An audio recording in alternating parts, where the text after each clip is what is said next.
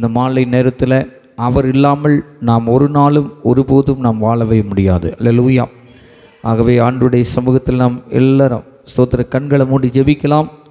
வேத வசனத்திற்கு நேராக நாம் கடந்து செல்ல போகிறோம். கர்த்தர் இன்றைக்கு நம்மோடு கூட பேசுகிற அந்த வார்த்தை ஸ்தோத்திரம் சங்கீதத்தை அதிகமாக தியானிக்கும்படி நாம் கடந்து வந்திருக்கிறோம். ஸ்தோத்திரம் தொடர்ந்து வார வாரம் சங்கீதத்தை நாம் இந்த புதன்கிழமை தோறும் தியானித்து வருகிறோம். இன்றைக்கும் ஆண்டவர் நம்மோடு கூட இடைப்படும்படியாக நம்ம ஜெபிக்கலாம். பரிசுத்த பிதாவே, இந்த நல்ல நேரத்துக்காக உமக்கு கோடி ஸ்தோத்திரங்கள். நீர் எங்களோடு கூட இடைப்படுகிற வார்த்தைக்காக ஸ்தோத்திரம். சங்கீதத்தை தியானிக்கும்படி ஆண்டவரே இன்னும் உம்முடைய சத்தியத்தை நாங்கள் ஆண்டவரே ஸ்தோத்திர கற்றுக்கொள்வதற்கு தேவன் எங்களுக்கு உதவி செய்கிறீர். ஆண்டவரே ஸ்தோத்திர சத்தியத்தின் மகத்துவத்தை புரிந்து கொண்டு நாங்கள் வாழ்வதற்கு என் தேவனாகிய கர்த்தர் எங்களுக்கு உதவி செய்கிறபடினால் ஸ்தோத்திரம். தொடர்ந்து வந்திருக்கிற எனக்கும் ஆண்டவரே வந்திருக்கிற பிள்ளைகளுக்கும் ஏற்ற சத்தியத்தை கர்த்தர் எங்களோடு கூட இடைப்படை செய்வீராக. நீரே பொறுப்பெடுத்து வழி நடத்தும் ஆசீர்வதியும் இயேசுவின் நாமத்தில் பிதாவே, ஆமேன். அல்லேலூயா. எத்தனை பேர் ஆமேன் சந்தோஷமாக இருக்கிறோம்? ஆமேன். சோதர சங்கீதத்தை நாம் வாசிக்க போகிறோம். போன வாரத்தில் சோதர 34வது சங்கீதத்தை நாம் தியானித்தோம்.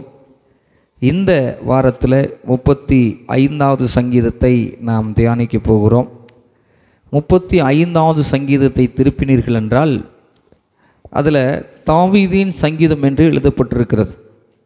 சங்கீதத்தை எப்பொழுதெல்லாம் நாம் தியானம் பண்ணுகிறோமோ அப்பொழுதெல்லாம் நம்முடைய வாழ்க்கையில் ஒரு பெரிய மகிழ்ச்சியை தேவன் கட்டளையிடுகிறார். அல்லேலூயா. சோர்ந்து போய் பலவீனப்பட்டு சோத்திர கவலைப்பட்டு வேதனைப்பட்டு நெருக்கப்பட்டிருக்கிற நேரங்களிலெல்லாம் சங்கீதக்காரனாகிய தாவீதுடைய பாட்டுகள் நம்முடைய வாழ்க்கையில் ஒரு பெரிய தைரியத்தையும் விசுவாசத்தையும் நம்பிக்கையையும் நம்முடைய வாழ்க்கையில் ஸ்தோத்திரம் ஆனந்தத்தையும் கொண்டு வருகிறதாக இருக்கிறது. அல்லேலூயா. எத்தனை பேர் ஆமேன்னு சொல்லுகிறோம்? அதே போல் தான் இந்த 35வது சங்கீதத்தை நீங்கள் பார்த்தீங்கன்னா இதில் இது தாவீதின் சங்கீதம் என்று எழுதப்பட்டிருக்கிறது. இதில் மொத்தம் 28 வசனங்களை கொண்ட சங்கீதம். ஒரு நல்ல ஒரு பெரிய நீண்ட வசனங்களை கொண்டது. இந்த சங்கீதத்திலிருந்து நாம் என்ன கற்றுக்கொள்ள போகிறோம் அப்படிங்கிறது இன்றைக்கி முக்கியமான காரியம். அல்லேலூயா. இந்த சங்கீதத்தில் பலவிதமான ஸ்தோத்திரம் ஜெபத்தை குறித்து எதிராளிகளினுடைய நிலையை குறித்து கர்த்தருக்கு விரோதமாக எழும்புகிற ஜனங்களை குறித்து இன்னுமாக ஸ்தோத்திரம் அப்படி அவர்களுடைய முடிவு எப்படி இருக்கும் என்றெல்லாம் இந்த சங்கீதத்தில் நிறைய தியானங்கள் இருக்கிறது. ஆகவே இந்த பகுதியை நான் 7 பகுதிகளாக பிரிக்க நான் விரும்புகிறேன். அல்லேலூயா. 7 பகுதிகளாக பிரிக்க போகிறோம். இன்றைக்கு இந்த சங்கீதத்தில் 3 பகுதியை மாத்திரம் தியானிக்க போகிறோம். அல்லேலூயா. இதனுடைய தொடர்ச்சி அடுத்த வாரத்தில் நம்ம தியானிக்க போகிறோம். ஸ்தோத்திரம். ஏன்னா இன்றைக்கி அவ்வளவு நேரம் நமக்கு இருக்காது.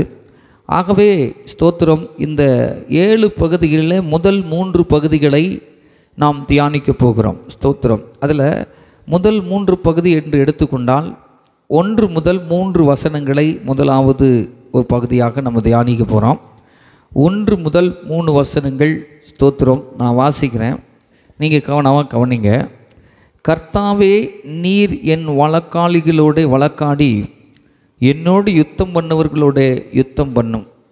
நீர் கேடகத்தையும் பரிசியையும் பிடித்து எனக்கு ஒத்தாசையாக எழுந்து நில்லும். என்னை துன்பப்படுத்துகிறவர்களோடு எதிர்த்து நின்று ஈட்டியை ஓங்கி அவர்களை மறித்து நான் உன் ரட்சிப்பு என்று என் ஆத்துமாவும் சொல்லும். அல்லேலூயா. இந்த முதல் பகுதியை நாம் தியானித்த அந்த தியானம் ஒரு காரியத்தை நமக்கு விளக்குகிறது. அல்லேலூயா. சோத்திர சங்கீதக்காரனாகிய தாவீது தனக்கு விரோதமாய் எழும்புகிற வழக்காளிகளோடு யுத்தம் பண்ணுவதற்காக தேவனிடத்தில் மன்றாடி ஜெபிக்கிற ஒரு ஜெபத்தை பார்க்கிறோம். அல்லேலூயா. அப்போ இதிலிருந்து நாம் என்ன கற்றுக்கொள்ளுகிறோம் அப்படின்னு பார்த்தா, தேவன் தாமே தனக்காக யுத்தம் பண்ண வேண்டுகிறான். அல்லேலூயா. அப்போது தேவனே யுத்தம் பண்ணுகிறவர். ஸ்தோத்திர. உலகத்தில் அநேக யுத்தங்கள் நம்முடைய வாழ்க்கையிலே வருகிறது. அல்லேலூயா. சரீர பிரகாரமாக எதிரடியாக வருகிறது, மனதளவிலே வருகிறது, சிந்தனை அளவிலே வருகிறது. ஸ்தோத்திரம் இன்னும் மன யூகத்தில் வருகிறது. இப்படி நேரடியாக மனுஷர்கள் மூலமாக, சத்துருக்கள் மூலமாக, ஸ்தோத்திர எதிராளிகள் மூலமாக பலவிதமான யுத்தங்கள் வருகிறது. அல்லேலூயா. ஒரு சில யுத்தங்களை நாமே செய்வதற்குண்டான பலத்தை தேவன் நமக்கு தந்திருக்கிறார். அல்லேலூயா.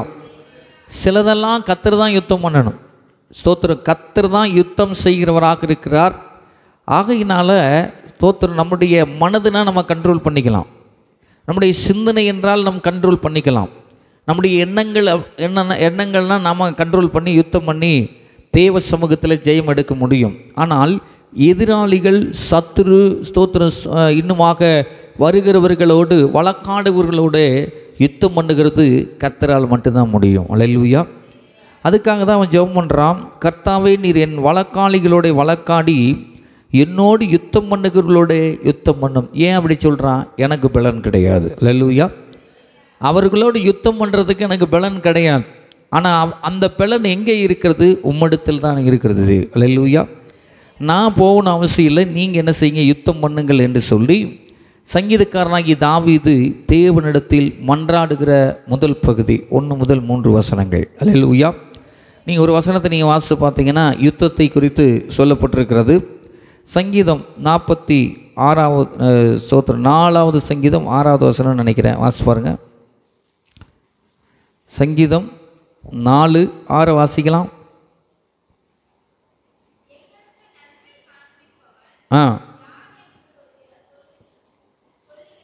சொல்லுகிறவர்கள் அநேகர், கர்த்தாவே.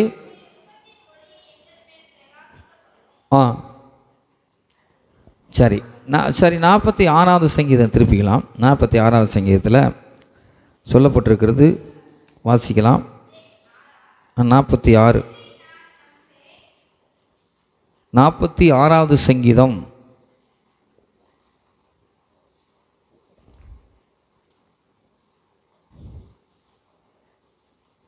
9வது வசனம். 46:9. அவர் பூமியின் கடைமனை மட்டும் யுத்தங்களை ஓய பண்ணுகிறார், வில்லை ஒடித்து ஈட்டியை முறிக்கிறார், ரதங்களை நெருப்பினால் சுட்டெரிக்கிறார். அல்லேலூயா. சங்கீதக்காரனாகிய தாவீது செபிக்கிறதுக்கு ஒரு காரணம் என்னென்னா, தேவனை குறித்து நன்கு அறிந்திருக்கிறவனாக இருந்தான். அல்லேலூயா.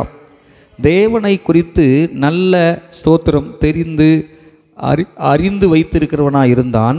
ஸ்தோத்திரம் என்ன சொல்கிறான் அப்படின்னா, எதுக்காக நீரே எங்கள் வழக்காளிகளுடைய யுத்தம் பண்ணுங்க அப்படின்னு சொல்லும்போது, தேவனே யுத்தம் பண்ணுகிறவர் என்று சொன்னேன். அந்த யுத்தம் எப்படி பண்ணுறாராம்?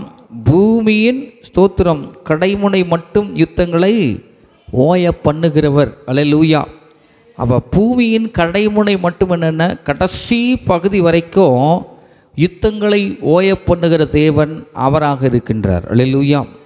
அதனால் நம்முடைய வாழ்க்கையில் வருகிற ஸ்தோத்திரம் வழக்காளிகள், ஸ்தோத்திரம் ஆபத்தை கொண்டு வருகிறவர்கள், இன்னும் நிறைய பிரச்சனையை கொண்டு வருகிற எதிராளிகளை நிமித்தமாக நீங்களும் நானும் கவலைப்பட வேண்டிய அவசியமில்லை. ஆண்டவர் நமக்கு யுத்தம் செய்கிறவராக இருக்கிறார். அல்லேலூயா. இன்னொரு இடத்துல சொல்லப்பட்டிருக்கிறது, நீங்கள் வாசித்து பாருங்கள். ஸ்தோத்திரம் 2 நாளாகமத்தின் புஸ்தகம் 20வது அதிகாரம் 15வது வசனத்தை நீங்கள் வாசித்து பார்த்தீங்கன்னா யுத்தத்தை குறித்து அங்கே ஒரு காரியத்தை சொல்லப்பட்டிருக்கு. வாசிங்க. 2 நாளாகமம் 20:15. இது பைபிள் ஸ்டடி. அப்பொழுது அவன்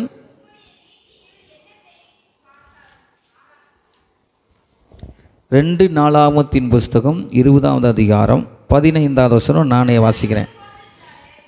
சகல கோத்திரத்தாரே, எருசலேமின் குடிகளே, ராஜாவாகிய யோசபாத்தை கேளுங்கள். நீங்கள் அந்த ஏராளமான கூட்டத்திற்கு பயப்படாமலும் கலங்காமலும் இருங்கள் என்று கர்த்தர் உங்களுக்கு சொல்லுகிறார். இந்த யுத்தம் உங்களுடையதல்ல, தேவனுடையது. அல்லேலூயா.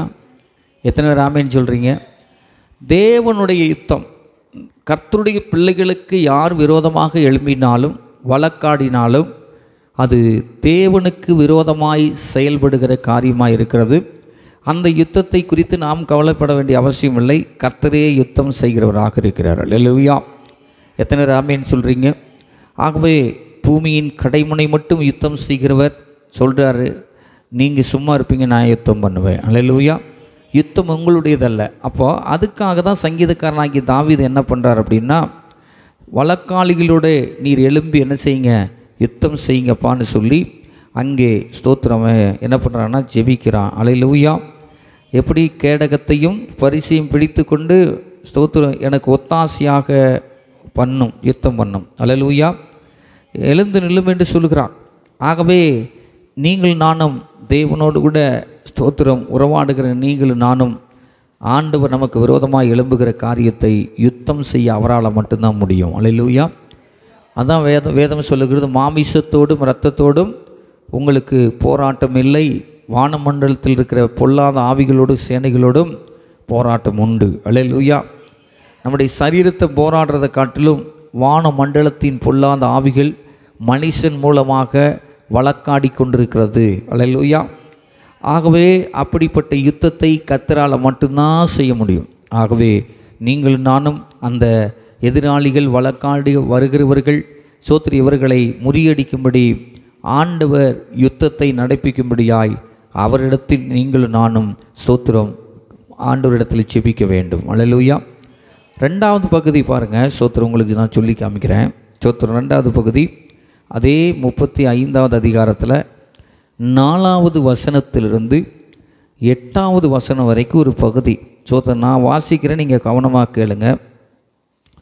என் பிராணனை வாங்க தேடுகிறவர்கள் வெட்கப்பட்டு கலங்குவார்களாக, எனக்கு தீமை செய்ய நினைக்கிறவர்கள் நாணம் அடைவார்களாக. அவர்கள் காற்று முகத்தில் பறக்கும் பதறையை போலாவார்களாக. கர்த்தருடைய தூதன் அவர்களை துரத்துவானாக. அவர்களுடைய வழி இருளும் சறுக்களுமாய் இருப்பதாக. கர்த்தருடைய தூதன் அவர்களை பின்தொடர்வானாக. முகாந்திரமில்லாமல் எனக்காக தங்கள் வலையை குழியில் ஒளித்து வைத்தார்கள். முகாந்திரமில்லாமல் என் ஆத்துமாவுக்கு படுகுழி வெட்டினார்கள். அவன் நினையாத அழிவு அவனுக்கு வரவும், அவன் மறைவாய் வைத்த வலை அவனையே பிடிக்கவும் கடவுது. அவனே அந்த குழியில் விழுந்து அழிவானாக. அல்லேலூயா.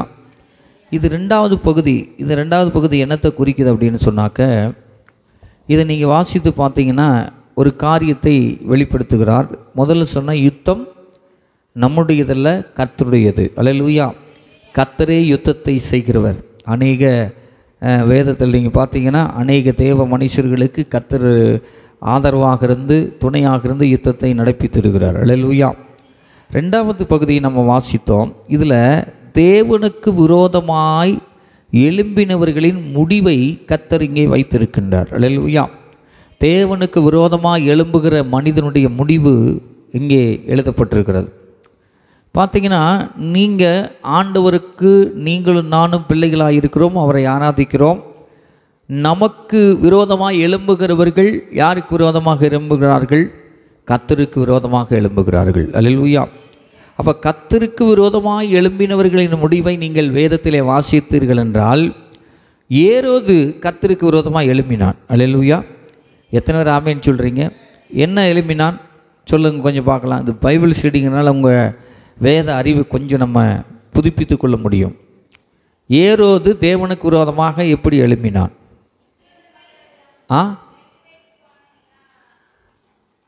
ஏரோது அங்கே வரமாட்டார். சரி, ஏரோதுவின் இடத்தில் ஒருத்தன் போய் தைரியமாக பேசினான். அது யார்? யோவான் ஸ்தானகன். யோவான் வேற, யோவான் ஸ்தானகன் வேற. யோவான் ஸ்தானகன் என்பவன் தேவனுக்கு வழியை ஆயத்தம் பண்ணினவன். ஸ்தோத்திரம். சகரியா எலிசபெத் வயிற்றுடைய பிறந்தவன் தான் யோவான். அல்லேலூயா.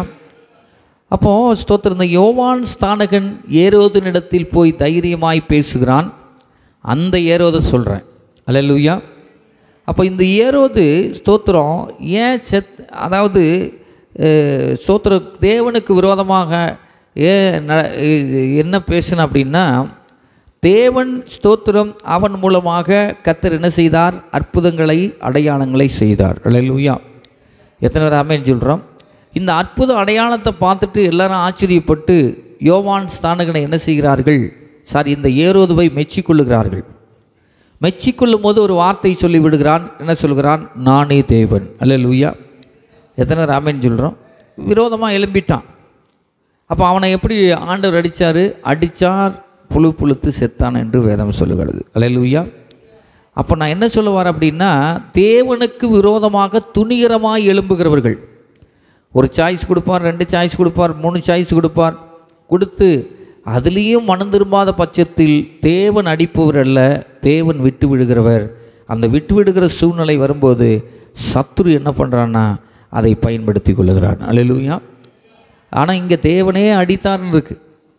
ஏன்னா தேவனுடைய மகிமையை வேறொருவருக்கு கர்த்தர் கொடுப்பதில்லை. பழைய ஏற்பாட்டில் என்னுடைய மகிமையை வேறொருவனுக்கு நான் கொடுவேன் என்று சொல்லி வேதம் சொல்லுகிறது. அல்லேலூயா. ஆகவே தேவனுக்கு விரோதமாக எழும்பினால் என்ன நடக்கும் என்பதை இந்த சங்கீதத்தில் இந்த 4-8 வசனம் சொல்லுது. பாருங்கள், ஒரு உலகத்தில் ஒரு மனுஷன் ஆரம்பிக்கிறத காட்டிலும் முடிக்கிறது ரொம்ப முக்கியம். அல்லேலூயா. ஒரு மனுஷனுடைய தொடக்கத்தை பார்க்கலும் முடிவு ரொம்ப அவசியம்னு சொல்லி வேதம் சொல்லுகிறது. நீங்கள் எடுத்து வாசித்து பார்க்கலாம். யோபுவுக்கு எழுதின புத்தகத்தை நீங்கள் வாசித்து பாருங்களேன். டக்குன்னு எடுக்கணும். ஸ்தோத்திரம் எடுத்து 8-7 வாசிக்கலாம். 8வது பகுதி 8வது அதிகாரத்தில் 7வது வசனத்தை வாசிக்கலாம். யோபுவி அற்பமாக இருந்தாலும் உம்முடைய முடிவு சம்பூர்ணமாக இருக்கும். அல்லேலூயா. ஒரு மனுஷனுடைய துவக்கம் அற்பமாக இருந்தாலும் முடிவு எப்படி இருக்குமா? சம்பூர்ணமாக இருக்கும். அல்லேலூயா. அதனால தான் ஸ்தோத்திரம் முடிவை குறித்து இந்த சங்கீதக்காரனாகிய தாவீது இந்த இடத்துல கர்த்தருக்கு விரோதமாக எழும்பினால் என்ன நடக்கும் என்பதை, முடிவு ரொம்ப மோசமாக இருக்கும் என்பதை இங்கே சொத்தி காண்பிக்கிறவனாக இருக்கிறான். இங்கே யோபு 8-7 அதான் சொல்லப்பட்டிருக்கு. உம்முடைய துவக்கம் அற்பமாக இருந்தாலும் உம்முடைய முடிவு சம்பூரணமாக இருக்கும். அல்லேலூயா. அப்போ நீங்கள் நானும் ஆரம்பத்தில் ஒரு வேளை ஸ்தோத்திர துவக்கம் அற்பமாக இருக்கலாம். மனிதர்களுக்கு முன்பாக, நம்முடைய சொந்த பந்தங்களுக்கு முன்பாக, எதிராளிகளுக்கு முன்பாக அற்பமாக இருந்தாலும் முடிவு எப்படி இருக்கணுமா? சம்பூரணமாக இருக்க வேண்டும். அல்லேலூயா. சம்பூரணமாக இருக்க வேண்டும் என்பதுதான் தேவனுடைய இருதய துடிப்பு. அல்லேலூயா. நீங்களும் நானும் சம்பூரணத்தோடு, ஆசீர்வாதத்தோடு, மகிழ்ச்சியோடு வாழ வேண்டும் என்பதே தேவனுடைய சித்தமாயும் அவருடைய இருதய துடிப்பாயும் இருக்கிறது. அல்லேலூயா. ஆகவே அதனால தான் யோபு சொல்கிறாரு, சோத்திரம் முடிவு ரொம்ப சம்பூரணமாக முடிக்கணும். அல்லேலூயா. ரொம்ப கோரமாக, கேவலமாக, சோத்திரம் இப்படிப்பட்ட நிகழ்வுகளை நாம் போகாதபடிக்கு சத்துருடைய கையில் கொடுத்து ஸ்தோத்திரம் சத்துரு நம்மை மேற்கொண்டு பாவத்திலும் சாபத்திலும் உழண்டு கிடந்து அப்படிப்பட்ட முடிவை ஆண்டவர் நம்ம இடத்துல எதிர்பார்க்கவில்லை. தேவன் எதிர்பார்க்கிற முடிவு சம்பூர்ணமான முடிவு. அல்லேலூயா. அதனால தான் முடிவை குறித்து இந்த சங்கீதம் சொல்லுது. முடிவு ரொம்ப அவசியம். அதனால் நம்முடைய ஆரம்ப அற்பமாக இருந்தாலும் முடிவு சம்பூர்ணமாக முடிக்கணும். அப்படின்னா கர்த்தருக்குள் நீங்கள் நானும் ஸ்தோத்திரம் வசனங்களுக்கு விரோதமாக எதிர்த்து நிற்காதபடிக்கு சாதகமாய் கர்த்தருடைய வசனத்தை எடுத்து தப்பிதங்களை சுட்டி காண்பிக்கின்ற போது நாம் என்ன செய்ய வேண்டும்? ஆண்டுடைய வசனத்துக்கு கீழ்ப்படிந்து நடக்கிறது ரொம்ப ஆசீர்வாதம். அல்லேலூயா. எத்தனை பேர் அமைதி சொல்லுகிறோம்? நீதிமொழிகள் 14-12 எடுத்து வாசிக்கலாம். டக்குன்னு அந்த முடிவை குறித்து ஒரு காரியத்தை சொல்லப்பட்டிருக்கிறது. 14-12 நீதிமொழிகள். மனுஷனுக்கு செம்மையாய் வழி உண்டு, அதன் முடிவோ மரண வழிகள். அல்லேலூயா. இன்றைக்கி சோத்திர மனிதன் வந்துட்டு தாறுமாறாக போயிட்டு நான் போகிற வழி சரிதான் நினைக்கிறான். அது சரியாக போய் முடியும், நல்லா முடியும் அப்படின்னு சொல்லி இன்றைக்கி மனிதர்கள் ஏராளமாய் தாராளமாக போய் என்ன செய்கிறாங்க?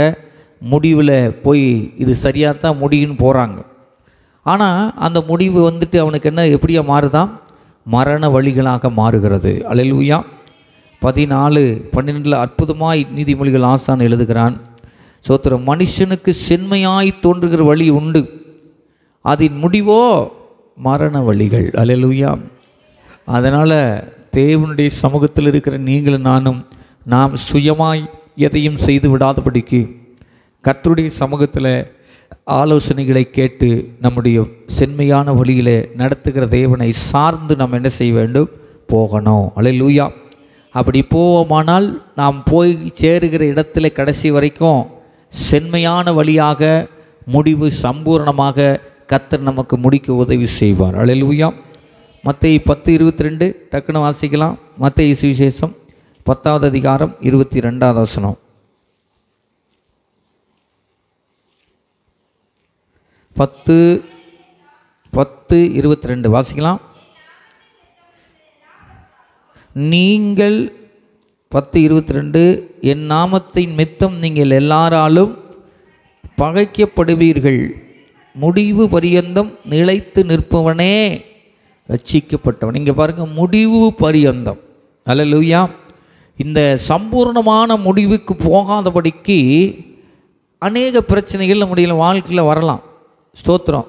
எத்தனை பேர் ஆமேன்னு சொல்கிறீங்க? சம்பூர்ணத்தை நோக்கி, ஆசீர்வாதத்தை நோக்கி, உச்சகட்டத்தை நோக்கி நீங்களும் நானும் போகிறது மனுஷனுக்கும் பிடிக்காது, பிசாசுக்கும் பிடிக்காது, எதிராளிக்கும் பிடிக்காது. அல்லேலூயா. அதைத்தான் இங்கே சொல்லுகிறது. நம்ம சம்பூர்ணத்தை நோக்கி சாதாரணமாக போக முடியாது, பிரச்சனைகளின் வழியாகத்தான் போகணும். ஸ்தோத்திர சஞ்சலத்தின் வழியாகத்தான் போக வேண்டும். இந்த போகிறதற்கு கர்த்தர் நமக்கு உதவி செய்வார். அல்லேலூயா. எத்தனை பேர் ஆமேன்னு சொல்கிறீங்க? ஆகவே ஒரு ரோஜா பூ இருக்குதுன்னா அந்த ரோஜா பூக்கு பொறிக்கிறதுக்குள்ளே அதுக்குள்ளே முள்ளெல்லாம் நிறையா இருக்கும். அல்லேலூயா. ஆனால் ரோஜா பார்க்குறதுக்கு எவ்வளோ அழகாக இருக்குது. ஸ்தோத்திரம். அதை முகர்ந்து பார்த்தால் மனமாக இருக்கிறது, கலராக இருக்குது. அது தலையில் வச்ச ரொம்ப சூப்பராக இருக்கும். ஆனால் அது தலைக்கு வருகிறதுக்கு முன்னதாக ஒரு முள்ளினுடைய சிரமத்துக்குள்ளே நீங்களும் நானும் போகி ஆக வேண்டும். அல்லேலூயா. அது முள்ளாக இருக்குது, நான் போய் பொறிக்க முடியாது அப்படின்னு நினச்சேன்னா முடியாது. ஸ்தோத்திரம். சம்பூர்ணத்துக்குள்ளே போக முடியாது. ஆகவே இங்கே வேதம் தெளிவாக சொல்லுகிறது, ஆண்டவருடைய சம்பூர்ணத்திற்குள்ளே போகிறதுக்கு முன்னால் இங்கே வேதம் சொல்லுகிறது, நீங்கள் எல்லாராலும் பகைக்கப்படுவீர்கள். அல்லேலூயா. சம்பூர்ண முடிவு என்பது சிரமத்தின் மத்தியில் தான் இருக்குது, கஷ்டத்தின் மத்தியிலே தான் இருக்கிறது. கஷ்டம், சிரமம், ஸ்தோத்திரம், சமாதானம் இல்லை அப்படின்னு நினச்சா கூட கர்த்தர் என்ன பண்ணுறார்? அதுக்குள்ளே தான் சம்பூர்ணத்தை வைத்திருக்கின்றார். அல்லேலூயா. நம்ம மட்டும் கிடையாது, நமக்கு முன்னோர்கள் அப்படி தான் போயிருக்கிறாங்க.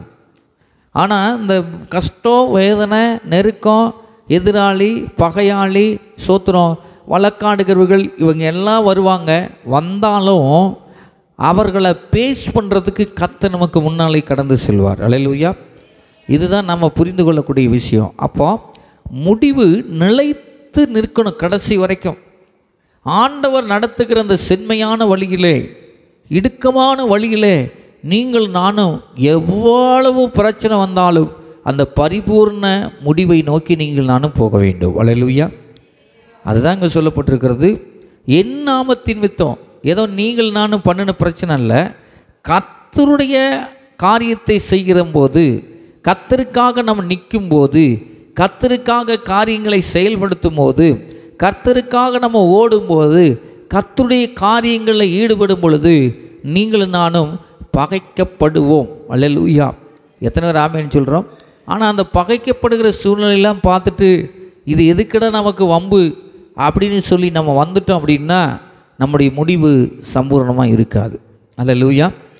அதில் உள்ளே போய் கர்த்தருடைய ஒத்தாசையோடு, ஆலோசனையோடு, அவர் கருத்து பிடிச்சு நடத்துகிற அந்த வழியில் என்ன நடந்தாலும் சரி கர்த்தர் பார்த்து கொள்வார் என்று சொல்லி நீங்களும் நானும் அவர் காட்டுகிற பாதையில் போகும்போது தான் பரிபூர்ண முடிவை நீங்களும் நானும் பார்க்க முடியும். அல்லேலூயா. அதுதான் கடைசி பரியந்தம், முடிவு பரியந்தம் நிலைத்து, முடிவு பரியந்தம், முடிவுன்ற வார்த்தை வருதுங்க. கடைசி வரைக்கும் நிற்கணும். நின்று என்ன வருது பார்ப்போம், பார்த்துருவோம், என்ன நடக்கு பார்த்துருவோம் அப்படின்னு கடைசி வரைக்கும் நம்ம நிற்கும் பொழுது கர்த்தரும் நம்மோடு கூட கடைசி வரைக்கும் நிற்பார். அல்லேலூயா. எத்தனை பேர் ஆமென் சொல்லுகிறோம்? இன்னொரு வசனத்தை கூட நீங்கள் வாசித்து பாருங்கள். சொல்லப்பட்டிருக்கு லூக்கா 1:33 வாசிக்கலாம். லூக்கா சுவிசேஷ புஸ்தகம் 1வது அதிகாரம் 33வது வசனம். ஸ்தோத்திரம். இந்த முடிவை குறித்து அங்கே சொல்லப்பட்டிருக்கிறது. 1:33 வாசி. 1:33 எல்லாம் திருப்பிக் கொள்ளலாம், எல்லாருமே திருப்பிக் கொள்ளலாம். வசனத்தை பார்க்கணும். அவர் யாக்கோபின் குடும்பத்தாரை என்றென்றைக்கும் அரசாளுவார், அவருடைய ராஜ்யத்திற்கு முடிவே இராது என்றார். அல்லேலூயா. பாருங்கள், சோத்திர உலகத்தில் ஒருவேளை அதுக்கு ஒரு முடிவை வச்சிருக்கலாம், ஆனால் தேவனுடைய ராஜ்யத்துக்கு முடிவே கிடையாது. அல்லேலூயா. அப்போது உலகத்தில் இருக்கிற காரியத்திற்கு முடிவு உண்டாக்கப்பட்டாலும் கர்த்தருடைய பிள்ளைகளாகிய நீங்களும் நானும் ஸ்தோத்திரம் அவரோடு கூட இருக்கும் பொழுது அந்த முடிவில்லாத ராஜ்யத்தை நோக்கி நம்மை சம்பூரணத்திற்கு நேராக நடத்துகிறவர். அல்லேலூயா. எத்தனை ஆமென் சொல்கிறோம்? அப்போ நம்முடைய முடிவு எங்கே தான் போய் முடியணும்? ராஜ்யத்தில் போய் முடியணும். அல்லேலூயா. தேவ ராஜ்யத்தில் போய் முடியணும். பாதியில் முடிஞ்சிடக்கூடாது. எத்தனையோ காரியத்தை பாதியில் முடிச்சிடுறாங்க. ஆனால் நம்முடைய முடிவு எங்கே முடிக்கணும்? பரலோக ராஜ்யத்தை, அந்த முடிவில்லாத ராஜ்யத்திற்கு நேராக நாம் போய் முடிக்கும் போது தான் அது பரிபூர்ண முடிவாக மாறுகிறது. அல்லேலூயா. அப்போ கர்த்தருக்கு விரோதமாக எழும்புகிறவர்களின் முடிவு எப்படிப்பட்டிருக்கும்? கர்த்தருக்கு சாதகமாக அவருடைய வசனத்தை பிடித்து நடக்கிறவர்களுடைய முடிவு எப்படி இருக்கும் என்று இந்த சங்கீதம் நமக்கு விளங்குகிறது. அல்லேலூயா. மூணாவது ஒரு பகுதியை சொல்லி நான் நிறைவு செய்ய விரும்புகிறேன். மீதி 4 காரியத்தை அடுத்த வாரத்தில் நம்ம தியானம் பண்ணுவோம். சோத்திரம். மூணாவது பகுதி எதை குறிக்குது அப்படின்னா 9-10 வசனங்கள் மட்டும் நான் வாசிக்கிறேன். நீங்கள் கவனமாக கேளுங்க. 9வது வசனத்தையும் 10வது வசனத்தையும் நான் வாசிக்கிறேன். ஸ்தோத்திரம். என் ஆத்துமா கர்த்தரில் களி கூர்ந்து அவருடைய இரட்சிப்பில் மகிழ்ந்திருக்கும். சிறுமைப்பட்டவனை அவனிலும் பலவானுடைய கையுக்கும் சிறுமையும் எளிமையானவனை கொள்ளையிடுகிறவனுடைய கையுக்கும் தப்புவிக்கிற உமக்கு ஒப்பானவர் யார் கர்த்தாவே என்று என் எலும்புகள் எல்லாம் சொல்லும். அல்லேலூயா. இந்த வசனத்தை வாசிக்கும்போது சோத்திரம் என்னத்தை குறிக்குதுன்னா, மகிழ்ச்சின்னு சொன்னால் கர்த்தருடைய சமூகத்தில் மட்டும்தான் மகிழ்ச்சி. அல்லேலூயா. எத்தனை பேர் ஆமேன்னு சொல்கிறோம்? உலகத்தில் இன்றைக்கி மனுஷன் எதோ செய்தாலாம் மகிழ்ச்சி வந்துருன்னு நினைக்கிறான், சந்தோஷம் வந்துருன்னு நினைக்கிறான். ஆனால் கர்த்தருடைய சமூகத்தில் கர்த்தரை தேடுகிறதை, கர்த்தருடைய ஸ்தோத்திரம் வல்லமையிலே ஆவியிலே இருக்கிறவர்கள் மட்டும்தான் மகிழ்ச்சியாக இருக்க முடியும். ரெண்டாவது, அவரே நமக்கு மகிழ்ச்சியாக இருக்கிறார். அல்லேலூயா. ஸ்தோத்திரம். வேதத்தில் நீங்கள் நல்லா பார்த்தீங்கன்னா அங்கே வாசித்து பாருங்கள். உமக்கு ஒப்பான தேவன் யார்? 10வது வசனம் சொல்லுது. ஸ்தோத்திரம். என் ஆத்துமா கர்த்தரில் களிர் கூர்ந்து அவருடைய இரட்சிப்பில் மகிழ்ந்திருக்கும். 9வது வசனம். சிறுமைப்பட்டவனை அவனிலும் பலவானுடைய கையுக்கும் சிறுமையும் எளிமையுமானவனுடைய கொள்ளையிடுகிறவனுடைய கையுக்கும் தப்புவிக்கிற உமக்கு ஒப்பானவர் யார் கர்த்தாவே என்று என் எலும்புகள் எல்லாம் சொல்லிட்டு. அல்லேலூயா. கர்த்தர் எவ்வளவு பெரியவராக இருக்கிறார்! அவர்தான் மகிழ்ச்சியை தருகிறவர், அவர்தான் சந்தோஷத்தை தருகிறவர். தேவன் தரும் சந்தோஷத்திற்கு மகிழ்ச்சிக்கு உலகத்தில் எதையும் ஈடு செலுத்த முடியாது. அல்லேலூயா. எத்தனை ஆமென் சொல்கிறீங்க? அப்போ தேவன் தருகிற மகிழ்ச்சி ஏதோ காசு கொடுத்தா மகிழ்ச்சி வராது, ஏதோ கடையில் போய் மகிழ்ச்சி வாங்க முடியாது. ஆண்டவர் நம்முடைய வாழ்க்கையில் மகிழ்ச்சியாக இருக்கும்படியே கர்த்தர் தெரிந்து கொண்டார். அல்லேலூயா. பாருங்கள், நெகேமியா புஸ்தகம் எடுத்து எடுத்தவங்க வாசிக்கலாம். நெகேமியா 8:10 எடுத்தவங்க பக்கத்தை சொல்லுங்கள். நெகேமியா எத்தனாவது பக்கம்? 613. 613. 613வது பக்கம் இருக்குது பாருங்கள். ஸ்தோத்திரம். வாசிக்கலாம். 8:10.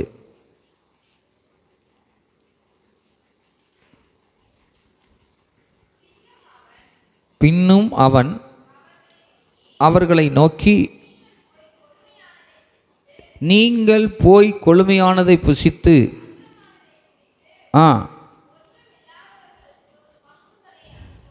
ஒன்றுமில்லாதவனுக்கு பங்குகளை அனுப்புங்கள்.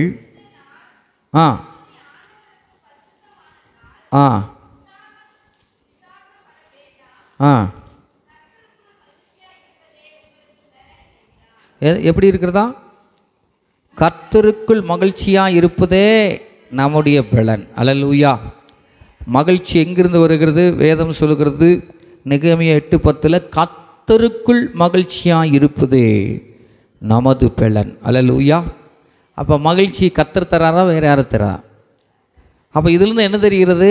ஒரு மனுஷனுக்குள்ளே மகிழ்ச்சி வந்துட்டாவே சோர்ந்து போய் உலர்ந்து போய் சோத்திரம் நொறுக்கப்பட்டு துயரப்பட்டு பலனில்லாது இருக்கிற ஒரு மனுஷன் மகிழ்ச்சி அடைந்தான் என்றால் ஆட்டோமேட்டிக்கு பலன் வருகிறது. அல்லேலூயா. எத்தனை பேர் ஆமென் சொல்கிறீங்க? மகிழ்ச்சி இல்லைன்னா பலன் அப்படியே குன்றி போயிடும். மகிழ்ச்சி ஒரு மனுஷனுக்கு இல்லைன்னா எதையும் செய்ய முடியாது. அப்போ இந்த மகிழ்ச்சி அடையும் போது இன்னொன்று வருது, பலன் நமக்கு ஆண்டவர் தருகிறவராக இருக்கிறார். அல்லேலூயா. அதான் வேதம் சொல்லுகிறது, கர்த்தருக்குள் மகிழ்ச்சியாக இருப்பதே நம்முடைய பலன். அல்லேலூயா. அப்போ பலன் பெறணும் அப்படின்னா, வல்லமையை பெற்றுக்கொள்ளணும் அப்படின்னா, தடகாத்தமாக இருக்கணும் அப்படின்னா என்ன தான் செய்யணும்? கர்த்தருக்குள் மகிழ்ச்சியாக இருக்க பழகணும். அல்லேலூயா. அந்த மகிழ்ச்சிக்காக தான் தாவீது மகிழ்ச்சியை குறித்து அதனுடைய அவசியத்தை குறித்து எழுதுகிறார். இன்னொரு வசனம் பாரு, எழுதுங்க. சங்கீதம் 51:12 வாசிக்கலாம். சங்கீதம் 51 சோத்திரம் சொல்லப்பட்டிருக்கு. 51:12 உமது இரட்சணியத்தின் சந்தோஷத்தை திரும்பவும் எனக்கு தந்து உற்சாகமாக ஆவி என்னை தாங்கும்படி செய்யும். அல்லேலூயா. பாருங்க, இங்கே ரெண்டாவது காரியம் என்ன சொல்லப்பட்டிருக்கிறது? இரட்சணியத்தின் சந்தோஷம். அல்லேலூயா. உலகத்தில் பலன் அடைகிறது மகிழ்ச்சி. ரெண்டாவது ரட்சிப்பில் ஒரு மகிழ்ச்சி இருக்குது பாருங்கள். அல்லேலூயா. ரட்சிப்பு அடையும் போது ஒரு மகிழ்ச்சி. அந்த மகிழ்ச்சி யார் தான் கொடுக்க முடியும்? கர்த்தர் தான் கொடுக்க முடியும். அல்லேலூயா. பாருங்கள், சொல்லப்பட்டிருக்கிறது 12வது வசனம், உமது இரட்சணியத்தின் சந்தோஷத்தை திரும்ப எனக்கு தந்து உற்சாகமான ஆவி என்னை தாங்கும்படி செய்யும். பலவீனம் எப்போ வருது? பலவீனம் எப்போ வருது? பலன் இல்லாமல் போகிற சூழ்நிலை எப்போ வருது? பலன் இல்லாமல் போச்சு அப்படின்னா மகிழ்ச்சி போச்சு. அல்லேலூயா. சந்தோஷம் போச்சு. இந்த சங்கீதத்தை எழுதும்போது தாவீது பாவத்தை செய்துவிட்டு பாவத்தினுடைய அடித்தட்டில் போய் அதனுடைய வேதனையை அனுபவித்து அதனுடைய ஆசீர்வாதத்தை ஸ்தோத்திரம் அதனால் வருகிற விளைவை சந்தித்து மனம் திரும்பினதுக்கப்புறம் இந்த சங்கீதத்தை எழுதுகிறார். அல்லேலூயா. அப்போ ஆண்டவருக்கு விரோதமான காரியத்தை செய்யும்போது பலவீனம் அடைகிறோம். நாம் பலவீனம் அடையும் பொழுது ஆட்டோமேட்டிக் என்ன செய்யுது? நமக்குள்ள ஸ்தோத்திரம் மகிழ்ச்சி கடந்து போகுது. ஏன் மகிழ்ச்சி கடந்து போகுதுன்னா, ரட்சிப்பின் சந்தோஷம் நமக்குள்ளே இல்லாமல் போயிடுது. அல்லேலூயா. பாவ உணர்வை பிசாசு நம்முடைய வாழ்க்கையில், நீ பாவத்தை செஞ்சுட்டு அதை பண்ணிட்ட இதை பண்ணிட்ட அப்படின்னு குற்ற உணர்வை கொண்டு வந்து சரீரத்தை பலவீனப்படுத்தி விடுகிறான். அல்லேலூயா. சரீரத்தை பலவீனப்படுத்தும் பொழுது சந்தோஷமும் போச்சு, மகிழ்ச்சியும் போச்சு. அல்லேலூயா. இப்போ சங்கீதக்காரனாகிய தாவீது ஸ்தோத்திரம் பாருங்கள், சொல்லப்பட்டிருக்கிறது 2வது வசனத்தில். அதுலேயே 2வது வசனத்தை வாசிங்க. என் அக்கிரமம் நீங்க என்னை முற்றிலும் கழுவி என் பாவமறை என்னை சுத்திகரியும். அல்லேலூயா. பாருங்கள், இங்கே சொல்லப்பட்டிருக்கிறது 4வது வசனம், தேவரீர் ஒருவருக்கு விரோதமாக நான் பாவம் செய்து உமது கண்களுக்கு முன்பாக பொல்லாங்கானதை நடப்பித்தேன். நீர் பேசும்போது உம்முடைய நீதி விளங்கவும் நீர் நியாயம் தீர்க்கும்போது உம்முடைய பரிசுத்தம் விளங்கவும் இதை அறிக்கை இடுகிறேன். அல்லேலூயா. பாவம் செஞ்சுட்டு பலவீனப்பட்டு கஷ்டப்பட்டு வேதனைப்பட்டு எல்லாம் போய் அப்படி இப்படின்னு இருக்கிற நேரத்தில் ஸ்தோத்திரம், ஆண்டவரே ரட்சிப்பின் சந்தோஷத்தை எனக்கு தாரும். நான் ரட்சிக்கப்பட்டு பலனோடு கூட இருக்கும்போது சந்தோஷமாக இருக்கும்போது எவ்வளோ மகிழ்ச்சியாக இருந்துச்சு, இப்போ அந்த மகிழ்ச்சியெல்லாம் போயிடுச்சு, திரும்ப எனக்கு என்ன செய்யுங்க தாங்கன்னு சொல்லி மகிழ்ச்சிக்காக சந்தோஷத்துக்காக மன்றாடுகிறார். அல்லேலூயா. அப்போ மகிழ்ச்சி ஒரு மனுஷனுடைய வாழ்க்கையில் ரொம்ப முக்கியம். அதனால தான் பிலிப்பு 4:4 பவுல் எழுதுகிறார், சந்தோஷமாக இருங்கள், எப்பொழுதும் சந்தோஷமாக இருங்கள் என்று மீண்டும் மறுபடியும் எழுதுறார். அப்போ சந்தோஷமும் மகிழ்ச்சி ஒரு மனுஷனுக்குள்ளே இல்லைன்னா எந்த காரியத்தையும் செய்ய முடியாது. ஒருவேளை நம்ம ஆண்டவருக்குள்ளே ரட்சிக்கப்பட்டு அந்த மகிழ்ச்சிக்கும் சந்தோஷத்துக்கு விரோதமான காரியத்தை ஒருவேளை நம்ம செஞ்சிருப்போம் அப்படின்னா ஆண்டவர்கிட்ட திரும்ப கேட்டால் கர்த்தர் கொடுப்பார். அல்லேலூயா. எத்தனை பேர் ஆமென் சொல்கிறோம்? நான் இப்படி பண்ணிட்டேன்ப்பா, இப்படி செஞ்சிட்டேன்ப்பா, என் இருதயம் இப்படி சிந்திச்சிருச்சு, என்னுடைய நினைவு இப்படி தவறாக யோசிச்சிருச்சு, நான் பாவத்திற்குள்ளானேன், என்னை நீங்கள் திரும்ப எனக்கு அந்த ரட்சிப்பின் சந்தோஷத்தை தாங்கன்னு சொல்லி கேட்கும்போது கர்த்தர் நமக்கு தருகிறவராக இருக்கிறார். அல்லேலூயா. அதனால தான் ஜெபிக்கிறார். ஸ்தோத்திரம். இன்னொரு வசனத்தை கூட வாசிக்கலாம். லூக்கா 15:7 டக்குன்னு வாசிப்போம். லூக்கா 15:7.